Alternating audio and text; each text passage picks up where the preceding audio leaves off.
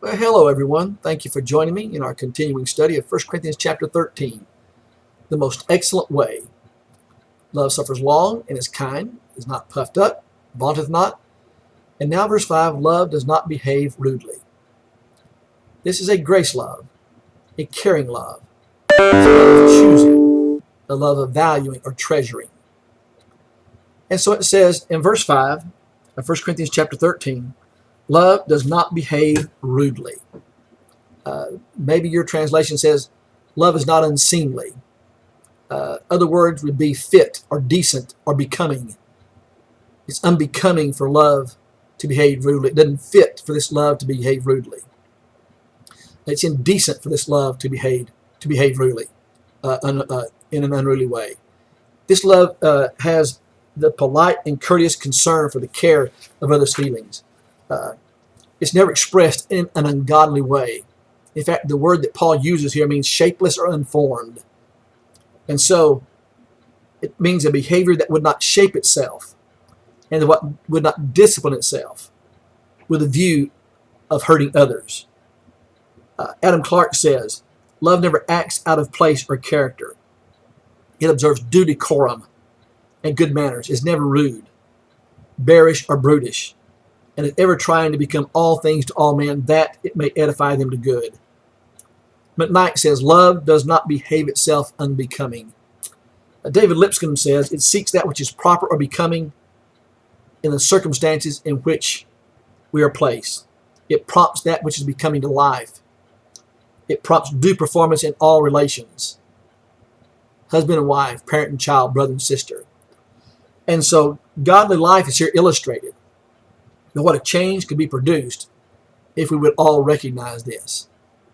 A couple of passages to look at, first of all. 1 Thessalonians chapter 4. 1 Thessalonians chapter 4 and verse 12, that you walk properly toward those who are outside, that you may lack nothing. Here's the influence our manner of life has on those who are believers and those who are outside. Look at Ephesians chapter 5. Ephesians chapter 5.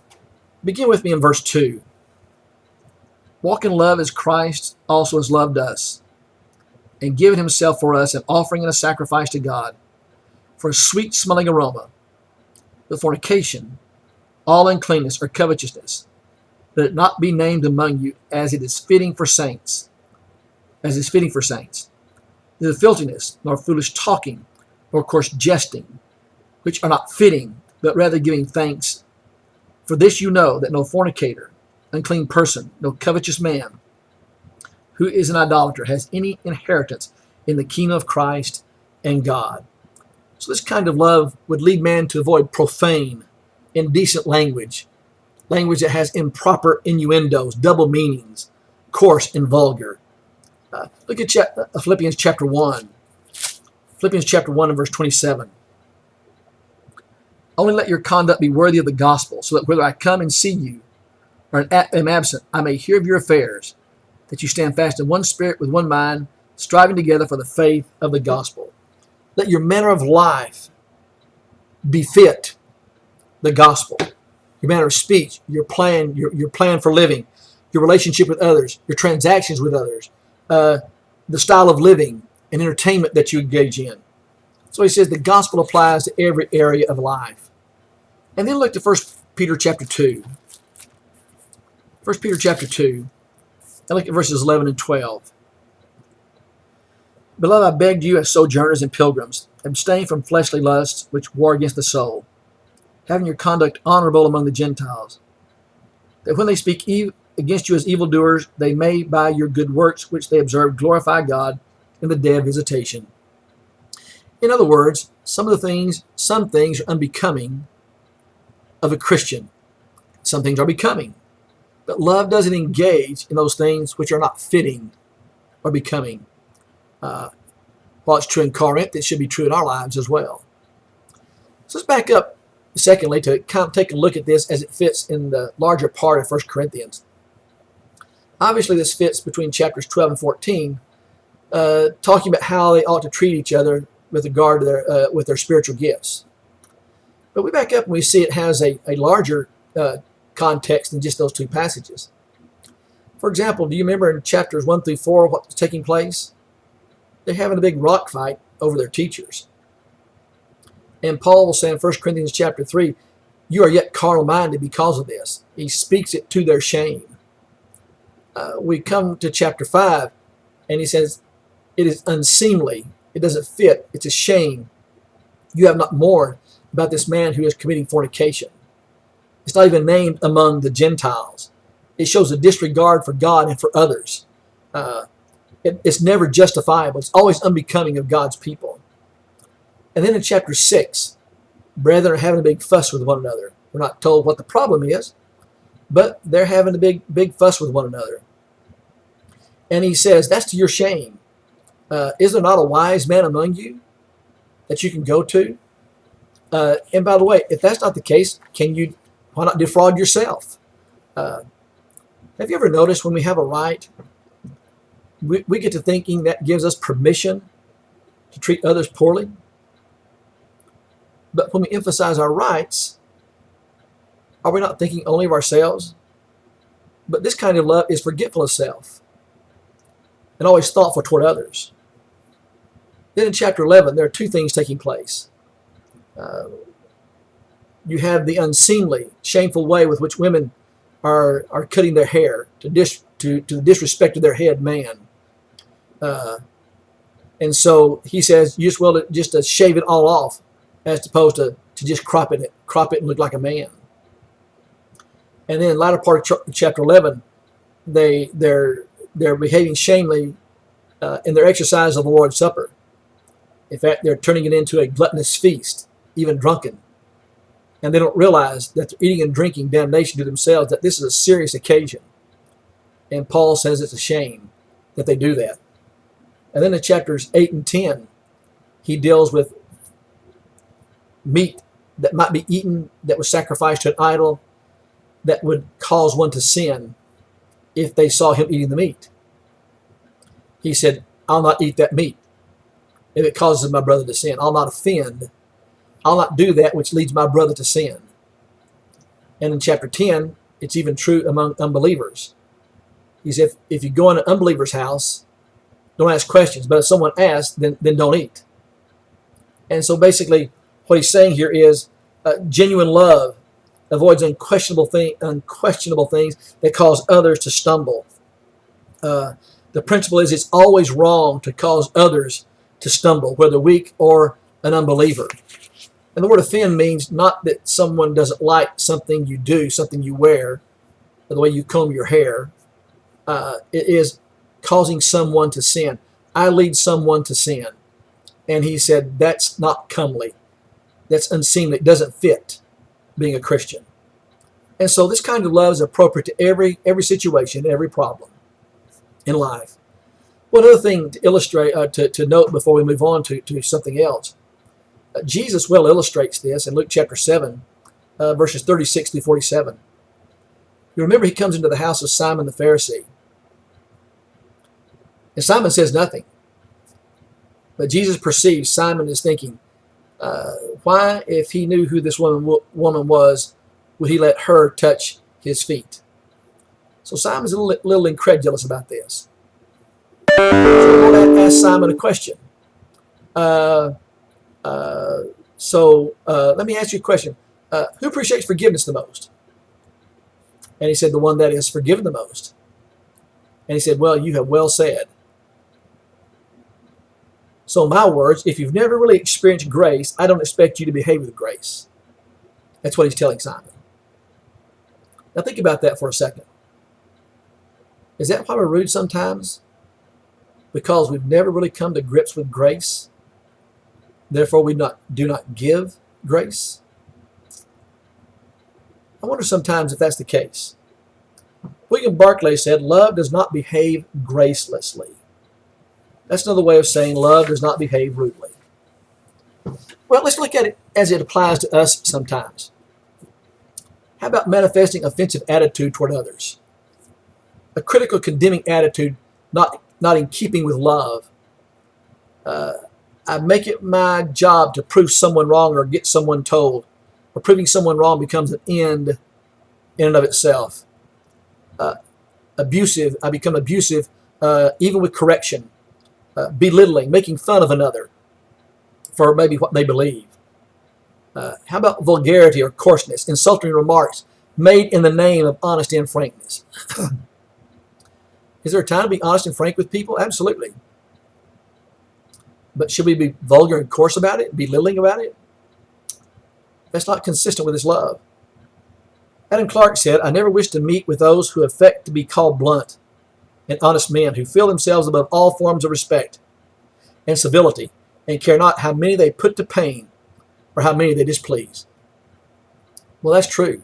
Plain, frank, candid language is always needed.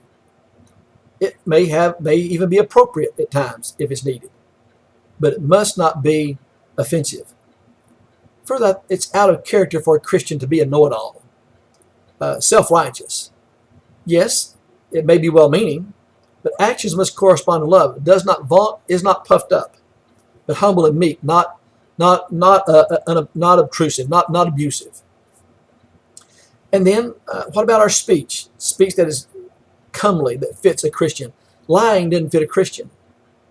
In Ephesians 4:25, Paul said, "Stop your lying, speak the truth, that you may edify one another." And then in James chapter 4 and verse 11, James chapter 4 and verse 11, it says, "Do not speak evil of one another, brethren. He who speaks evil of a brother and judges his brother speaks evil of the law and judges the law." Slander, defamation, results from a puffed up attitude and vaunting. So when I begin to speak evil of another, that puts me in the place of being a law judge. And we're not law judges, we are law doers. Or how about the use of our tongue? Idle talk. Look at Matthew chapter 12. Matthew chapter 12. And look at verse 36. Matthew chapter 12 and verse 36.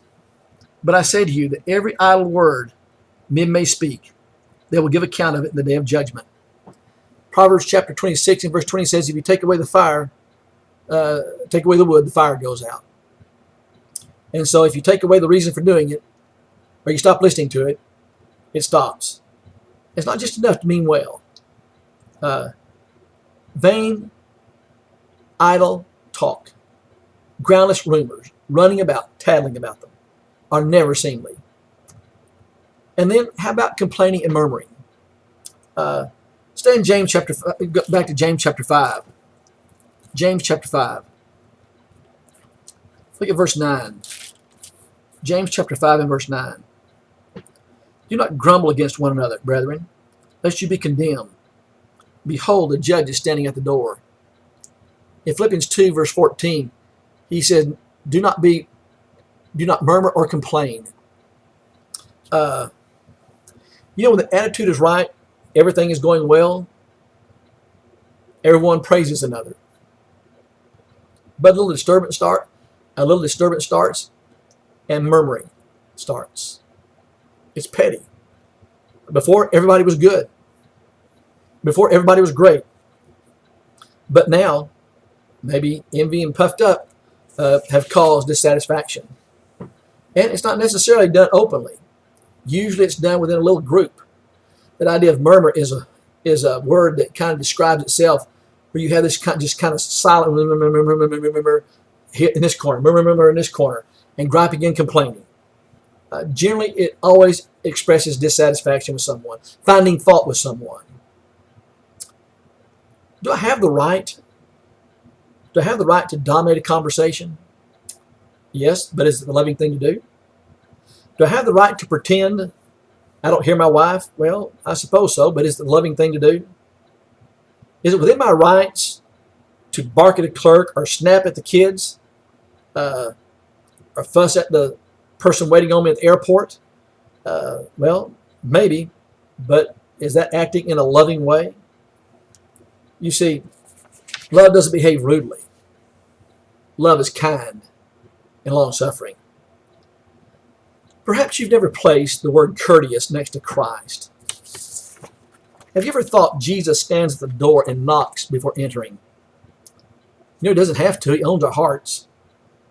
He has the right to barge in, but he doesn't. Revelation chapter 3 verse 20 says, He waits the invitation to cross the threshold. But listen to this. When he enters, he always brings a gift. When he enters, he comes to serve. He knows your name. He knows what you need before you ask him. He knows what you've done before you ask for forgiveness. He's never late. He opens the door. He opens the door for you. He knocks before he enters. He always brings a gift. Food is served. The table is cleared. Thanks offered. He knows your name and tells you his one more time. He pulls out the chair for you. He's never rude. Now don't hurry by that. Receive the courtesy of Christ. He's the groom. Does not the groom cherish the bride? Respect the bride. Does not the groom honor the bride? Let Christ do what he longs to do. For as you receive his love, you'll find it easier to give yours. As you reflect on his courtesy, you will often offer the same. Have you ever noticed the first 5 letters in the word courtesy? It's the word court.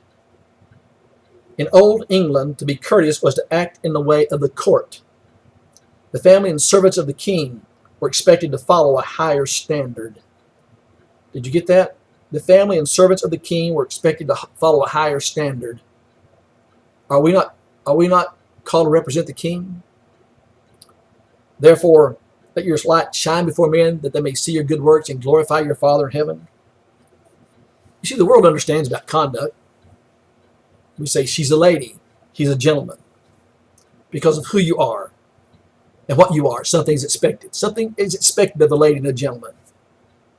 But aren't we part of the greatest cause of Christ, cause on earth, the cause of Christ? That isn't something expected of us even more? To behave in a comely way, an important way? Finally, in his book, The Handyman of the Lord, William Borders tells the story of a black man whose poverty had left him begging for food. Ringing the front doorbell at a southern mansion, the man was told to go around to the back, where he would be given something to eat. The owner of the mansion met him on the back porch and said, "First, we must bless our food. Repeat after me. Our Father, who art in heaven." The hungry man replied, "Your Father, who art in heaven." "No," the owner of the house corrected. "Our Father, who art in heaven." Still the beggar said, "Your Father, who art in heaven." Frustrated, the giver of the food asked, "Why do you insist on saying your Father when I keep telling you to say our Father?" The man answered, "If I say our Father, that would make me and you brothers. And I'm afraid the Lord wouldn't like it. You asking your brother to come to the back porch to get a piece of bread." Well, that's powerful, isn't it? Common courtesy honors God and his children. Love is not rude. Love is very, very, very aware of the feelings of other people. Thanks for joining me today. I hope you can stay safe and healthy. And if you're not able to be with us still, we love you. We miss you. Hope these lessons are beneficial for you. Next time, we'll continue our study of 1 Corinthians chapter 13. Stay safe.